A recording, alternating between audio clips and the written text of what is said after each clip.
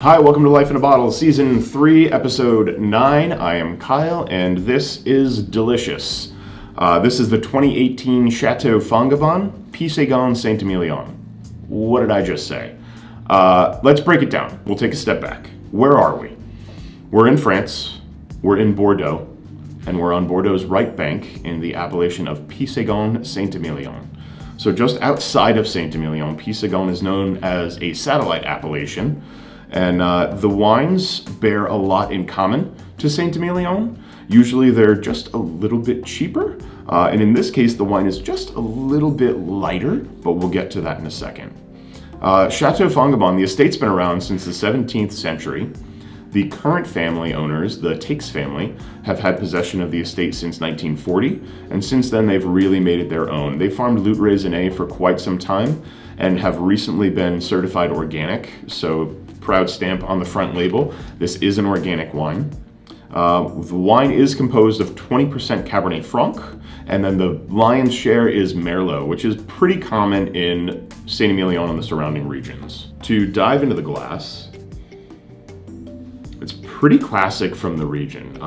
Anytime you get a blend from this area that's going to be mostly Merlot, rounded out with Cabernet Franc, it kind of sings the same song, but it's absolutely harmonizing on all points here.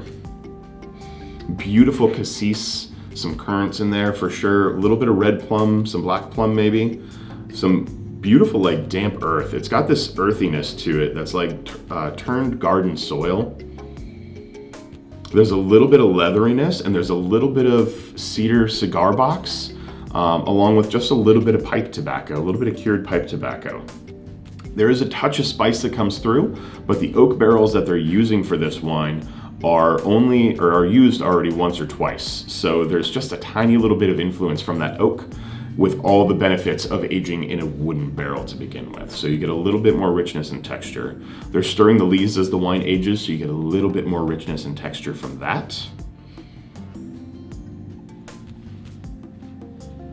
And the texture on the palate is beautiful. It's not jammy. It's still fresh and bright, but the fruit is beautifully ripe, again with those currants and plums. That earthiness comes through right at the very end, but in between the tannins, my mouth is watering, the tannins are there for sure, and they're decidedly young, but they're beautifully incorporated. They don't have those super sharp edges, and I think they owe a lot of that to the neutral barrels or semi-neutral barrels they're using, and that batonnage, that stirring of the lees. I would love to do this with a burger, for sure, right out of the gate. Steak frites. This is a great bistro wine, but you would also be remiss not to try this alongside roasted vegetables or even bolognese, cassoulet, some duck, anything along those lines. I think anything that's got a little bit of that soulful, cozy edge would go really nicely with this wine. Pierre, crushing it. Absolutely killer. Super happy to be able to offer this wine. There is not a ton to be had, and we've got our hands on a good little chunk of it, but once that's gone, that's all she wrote. So buy now, especially with the pricing that we're able to offer on this. If you guys aren't subscribers to Life in a Bottle, please click the button below. If you're not subscribers to our email, you can do that through our website, www.anconaswine.com, wine without the S.com.